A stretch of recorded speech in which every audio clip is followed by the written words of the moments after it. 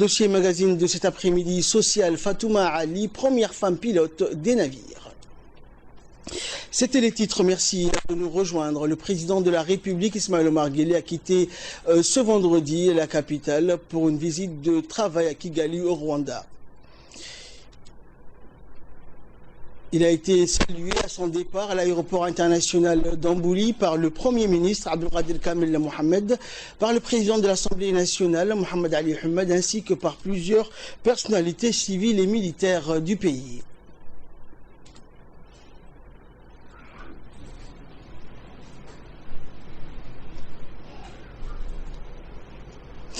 Le chef de l'État, Ismaël Omar Guelleh, s'entretiendra avec son homologue rwandais, Paul Kagame, pour discuter notamment des voies et moyens de renforcer la coopération qui existe entre les deux pays.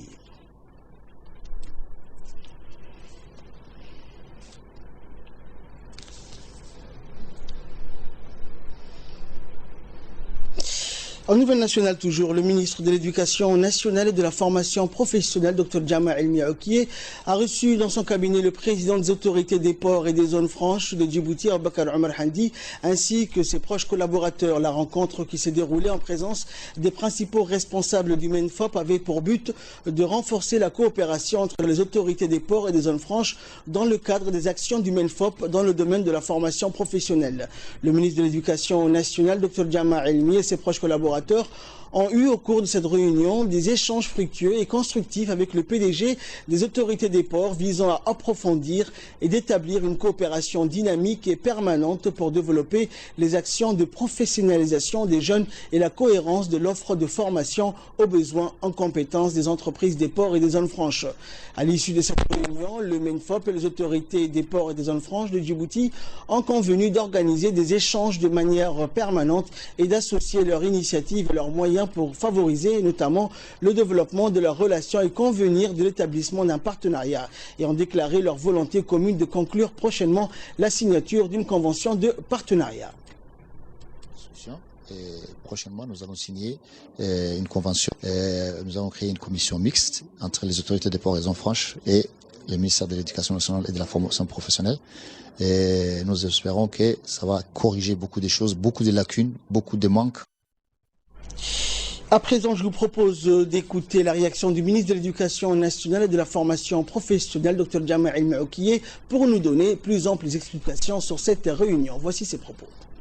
La réunion a porté sur plusieurs points et on était vraiment, moi ainsi que mon équipe, aujourd'hui satisfaits de non seulement cette réussite, mais les résultats qu'on a eu de cette réunion avec le président des autorités du port et des zones franches, qui non seulement a été tellement motivé de venir nous voir, mais qui avait un esprit ouvert aussi et qui partageait les inquiétudes que nous avons.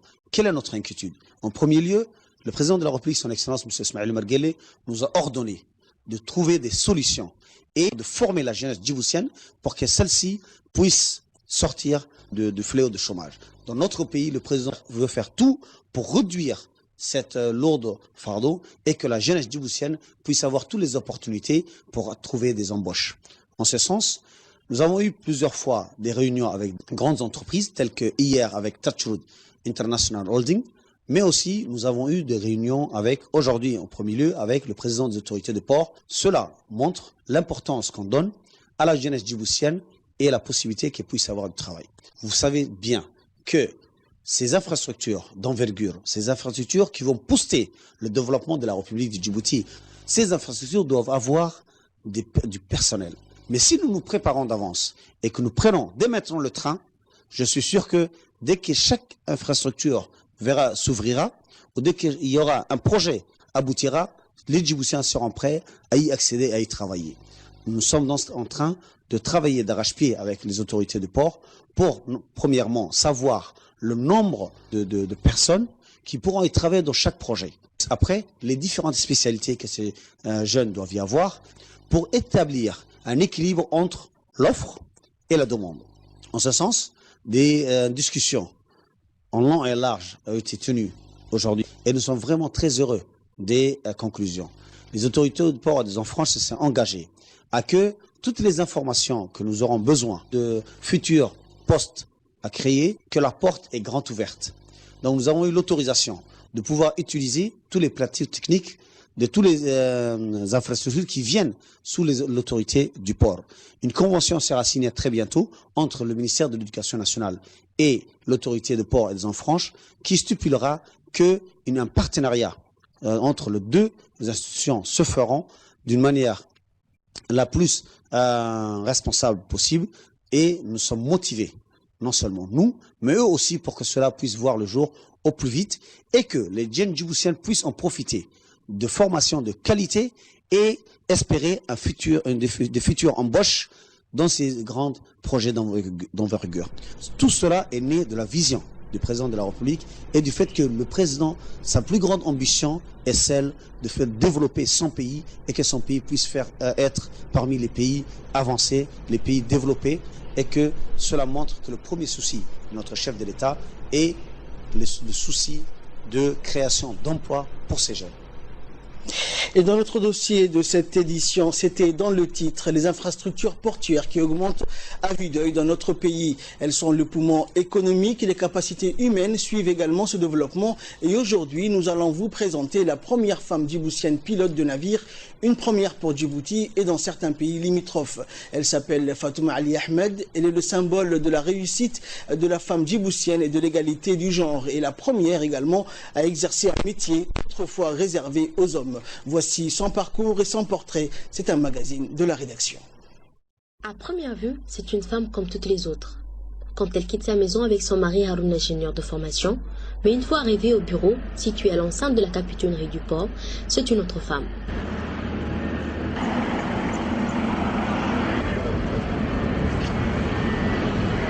Elle endosse son uniforme d'officier pilote de la marine marchande. Elle se prépare à assurer la sécurité des tableaux qui rentrent et qui sortent du port.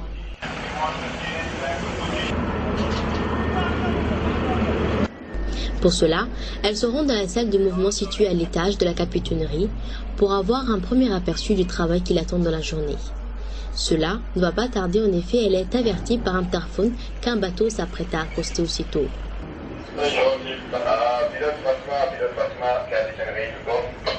Oui, capitainerie, écoute. Oui, Fatma. Bon, le navire est fait, les remorqueurs sont prêts, l'équipe de quai prête, donc il faut y aller à bord. Ah, d'accord, merci. Elle se déplace pour guider le bateau pour son équipage. Aujourd'hui, c'est un navire éthiopien, le Samara, qu'elle doit ramener au terminal conteneur, et pour cela, elle monte d'abord dans une petite embarcation du port pour se rapprocher du bateau. Elle doit escalader une échelle à la force de ses bras. Elle prend un risque énorme, mais c'est son métier.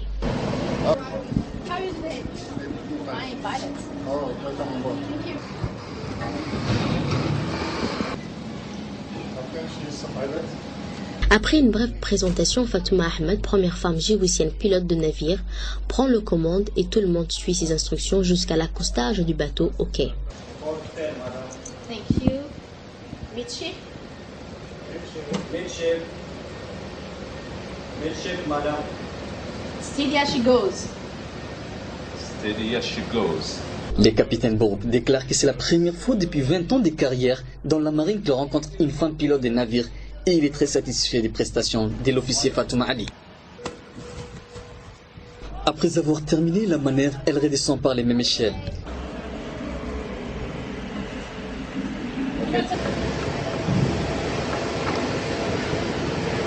Fatouma ne nie pas que c'est un métier difficile qui a beaucoup d'exigences, mais avec le courage et la volonté, les femmes peuvent réussir. Je viens d'accoster le navire Semera, un navire éthiopien. Il fait 106 mètres de longueur et il est venu de Dubaï. Il vient de rentrer dans notre port. On travaille en roulement, un roulement de 12 heures. Maximum, je fais 6 mouvements, 7 mouvements. Des fois, nous arrive à faire 10 mouvements par jour. On ne peut pas dire trop pénible, mais on va dire c'est un défi aux femmes, vous savez. Toutes les femmes, ils peuvent faire, mais il faut qu'ils aient une bonne volonté pour y arriver ça. Et c'est un travail masculin, c'est un domaine vraiment réservé aux hommes. Vous avez forcé la porte, je vois. Bien sûr, j'ai forcé la porte. Je viens de faire accoster les navires éthiopiens Samara. Ça s'est bien passé. Fatouma Ali Ahmed, née en 1986, elle est l'aînée d'une famille composée de 4 filles et des garçons. Elle a commencé ses études à l'école des zones portuaires sud, puis au collège de Boulaos. Elle décroche son bac scientifique au lycée d'État de Djibouti. Après son baccalauréat scientifique en 2006, elle se présente à un concours de recrutement organisé par les ports. 15 candidats sur 140 seront retenus et elle est la seule fille. Ainsi débute la carrière d'officier de la marine marchande de Fatouma Ali. Elle devait se rendre en Égypte pour sa formation. Son père était réticent, difficile d'envoyer une fille toute seule, mais le commandant Abrar les rassure. Elle part pour l'Égypte pour sa formation avec le soutien du commandant et de l'ambassadeur de Djibouti. Elle intègre l'académie d'Alexandrie en Égypte. Elle a une seule idée en tête, prouver qu'elle peut faire les études et réussir à devenir pilote et même cerise sur les gâteaux. Elle sort major de sa promotion. Elle a la chance de naviguer sur les mers les plus extraordinaires, mais aussi la chance de découvrir d'autres pays, comme la Norvège, l'Australie, la Nouvelle-Calédonie, le Singapour, etc. Elle boucle son stage pratique avec brio. Elle a eu beaucoup d'échanges de différentes cultures et acquiert le maximum de connaissances. Une fois les stages bouclés, elle revient à l'Académie d'Alexandrie et décroche le diplôme de second officier. En 2012, elle rentre à Djibouti pour faire la relève dans les pilotages. Elle entame la formation des pilotes portières qui était exclusivement réservée aux hommes jusqu'à son arrivée. Elle commence à piloter les navires petit tonnage, puis elle gravit les échelons et avec l'avis de la commission des pilotages présidée par les commandants du port. Elle est capable de piloter seule les navires de longueur maximale de 170 mètres, ce qu'elle vient de faire maintenant avec les bateaux Samara. Bientôt, elle sera pilote titulaire pour prouver qu'une femme peut réussir dans un métier considéré jusqu'à ce jour exclusivement réservé aux hommes. Je suis contente d'être un exemple de réussite. J'encourage toutes les femmes djiboutiennes à ne pas s'arrêter aux barrières et aller au-delà. Parce qu'aujourd'hui, avec la politique de notre président Ismaël Marguerite et la première dame Khadra Mohamed Haïd, tout est permis. Surtout sur la promotion de la femme et l'intégration de tous les domaines, dans toutes les fonctions publiques, toutes les fonctions du pays. Il n'y a rien qui nous est interdit. Il suffit d'un bon vouloir et voilà, tout est facile. En nouvelle nationale, toujours, les habitants du quartier d'Ambouli ont décidé de prendre en main le problème de l'insalubrité touchant leur quartier. En effet, les femmes et les jeunes ont organisé ce matin une action de volontariat pour nettoyer les ruelles du quartier. Tous les déchets et autres détritus ont été ramassés. Et cet événement est organisé en accord avec la mairie de Djibouti par un collectif de partenaires à l'initiative du comité de quartier d'Ambouli, comprenant des jeunes, des femmes et des enfants du quartier. Tous se sont mobilisés pour cette opération citoyenne. La mairie de Djibouti soutient cette opération en fournissant les sacs de poubelle, les gants, les pinces de ramassage, afin d'apporter un soin particulier à ce quartier. Un peu plus de 50 personnes, hommes et femmes, et jeunes et adultes étaient présents, repartis en 4 équipes de ramassage.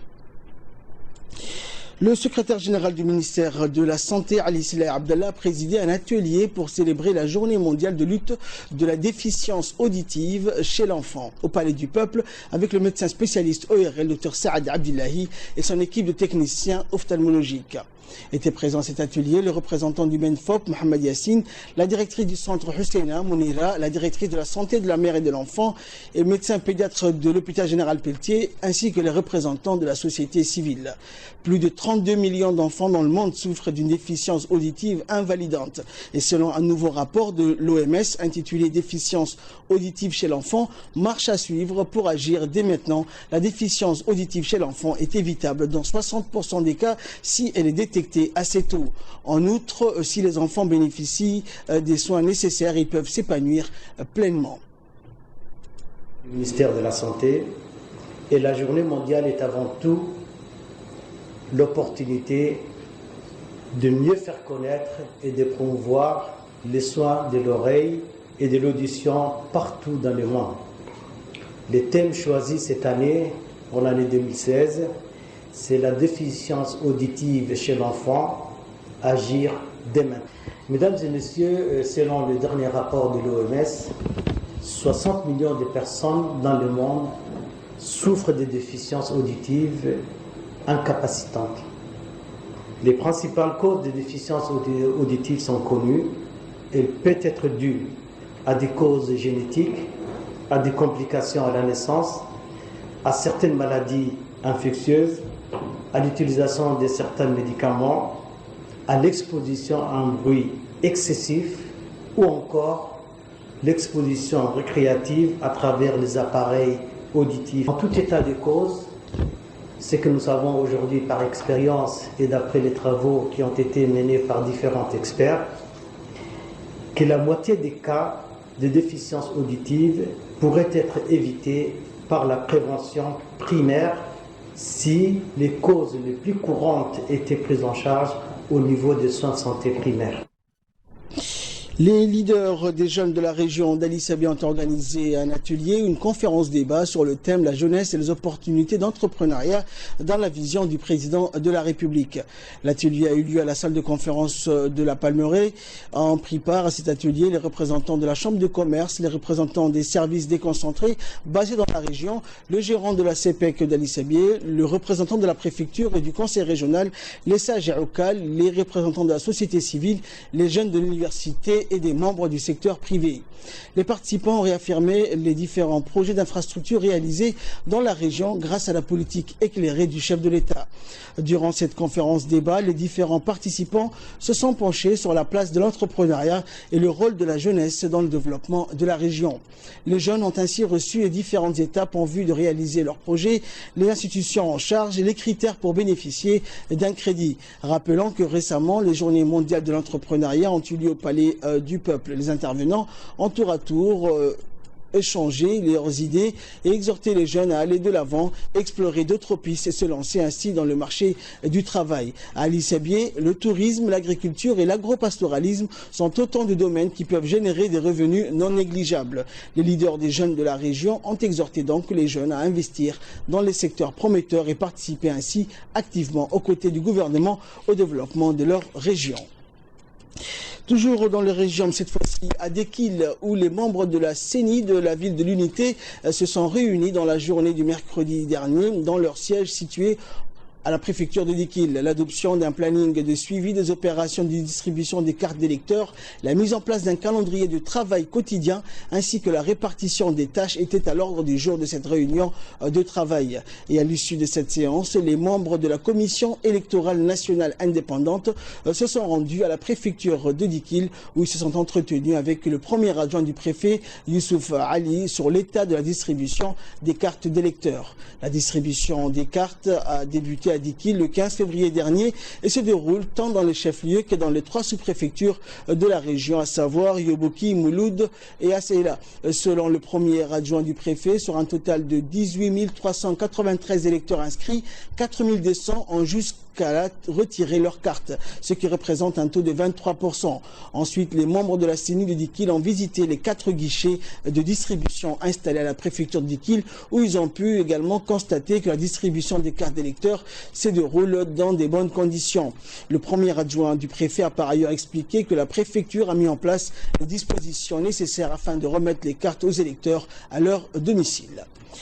Et pour clore l'actualité nationale, un avis de recherche, Hussein Ali Hilema, né le 1er janvier 68 à Lahsal, à Obok, fils de Ali Hilema et de Amina Ali Doumouhi, de nationalité djiboutienne, est disparu depuis le 24 février à 20h. Il est recherché activement.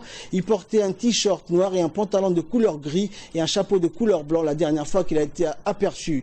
Il est de corpulence moyenne et de taille d'1,65 m. En cas de découverte, veuillez appeler sur ce numéro, le numéro de sa famille, le 77 81 28 72 ou le 77 85 88 29. Et de là, nous passons à l'actualité internationale. Retrouvailles franco-britanniques à Amiens hier jeudi pour David Cameron et François Hollande. Un 34e sommet bilatéral consacré essentiellement aux questions de sécurité et de défense. Paris et Londres se sont notamment engagés à investir plus de 2 milliards d'euros pour développer un drone de combat. Il a été également question de la situation des migrants à Calais. La suite avec Idriss Adouta. Retrouvailles franco-britanniques à Amiens hier pour David Cameron et François Hollande. Un 34e sommet bilatéral consacré essentiellement aux questions de sécurité et de défense. Paris et Londres se sont notamment engagés à investir plus de 2 milliards d'euros pour développer un drone de combat. Il a également été question de la situation des migrants à Calais. David Cameron a dans son interview donné: aujourd'hui, je peux vous annoncer que nous allons investir 22 millions d'euros supplémentaires pour renforcer la sécurité des infrastructures à Calais afin d'assister les policiers français. Cet argent financera les déplacements des migrants vers d'autres centres d'accueil en France. De sa part, le président français n'a pas manqué de mettre l'accent sur la situation des réfugiés. Nous avons également discuté d'un sujet très important concernant les mineurs isolés. Nous avons discuté de cela ensemble afin que ces mineurs puissent rejoindre leurs familles au Royaume-Uni. Puis avant l'ouverture du sommet, François Hollande et David Cameron ont rendu hommage aux soldats de la Première Guerre mondiale à l'occasion du 100e anniversaire de la bataille de la Somme en 1916. Une bataille qui avait fait plus de 400 000 morts. Les deux chefs d'État ont déposé une gerbe au cimetière mémorial britannique des Posières où reposent des 1756 soldats britanniques.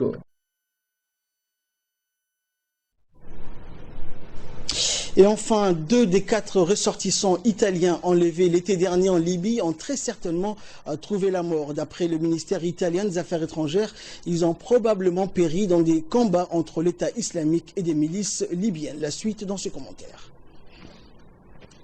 Des 4 ressortissants italiens enlevés l'été dernier en Libye ont très certainement trouvé la mort. D'après les ministères italiens des Affaires étrangères, ils ont probablement péri dans des combats entre l'État islamique et des milices libyennes. Les corps des 2 captifs auraient été reconnus sur des images filmées après les combats dans la ville de Sabrata, à 70 km de Tripoli. Cette ville est sous le contrôle des Fajr libyens, une coalition de milices qui soutient le gouvernement non reconnu de Tripoli.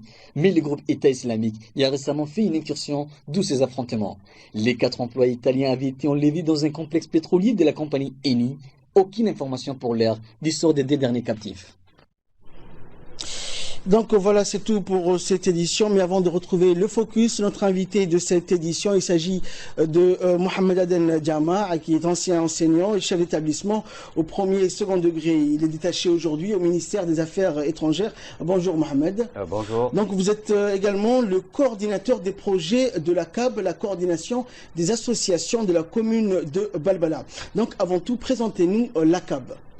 Alors la CAB, c'est la coordination des associations de Balbala et elle chapeaute environ une vingtaine d'associations. Aujourd'hui, on a beaucoup plus d'associations qui viennent à nous. Et pourquoi la CAB a été créée? Elle a été créée en 1993 et son objectif, c'est de mettre ensemble les moyens de toutes les associations pour éviter ces dispersions de moyens techniques et humains. Donc, on a mis ensemble nos moyens, tous les moyens des associations, toutes les associations des différents quartiers y sont représentés, des associations de femmes, de quartiers de jeunes, et l'objectif, c'est de créer une synergie entre ces associations pour mettre en commun les moyens humains et matériels dont on dispose. Donc la CAB, la coordination des associations de la commune de Balbala, avait organisé un événement qui a été le premier du genre à Djibouti. Il s'agit de la semaine de Balbala qui avait débuté le 27 février dernier et qui prendra fin ce soir, le 4 mars, par une grande cérémonie apparemment. Donc tout à l'heure, dans la discussion que nous avons eue, vous nous avez dit que vous attendiez quelques 15 000 personnes lors de cette soirée. Dites-nous en plus sur cette semaine. Quel était son objectif ? Alors cette semaine de Balbala, nous y avons travaillé pendant 2 mois et je remercie au passage tous les camarades de la CAB qui ont œuvré. On a travaillé ensemble dans un esprit de fraternité et j'insiste sur cet esprit de fraternité parce qu'au CAB, toutes les communautés nationales sont représentées et nous travaillons dans un esprit de fraternité. Et cette semaine de Balbala, c'était extraordinaire. C'est un ensemble de 5 activités. On a eu une conférence avec des universitaires sur Balbala, des universitaires qui ont écrit des livres, normalement Amina Saïd Chiré, un chef de service de la DDS, et ça a été quelque chose d'extraordinaire. Après cette conférence, il y a eu d'abord l'ouverture. Après, on a fait une exposition photographique. En fait, une exposition multiforme, photographique, culinaire, mais aussi artisanale. Et nous avons reçu la visite d'énormément de gens. C'était un moment là aussi extraordinaire et riche en convivialité. Donc, quel est vraiment l'objectif de cette semaine? Qu'est-ce que cette semaine va apporter aux habitants de la commune de Balbala? Alors cette semaine, nous l'avons fait d'abord en tenant compte de plusieurs objectifs. Balbala, très souvent, n'est pas très bien connu des gens qui habitent dans le centre-ville. Donc c'était de faire mieux connaître cette commune qui est dans la capitale et qui est très peu connu. Et qui regroupe également et 60% de la population. Alors de la j'insiste sur ces capitale. chiffres de la capitale.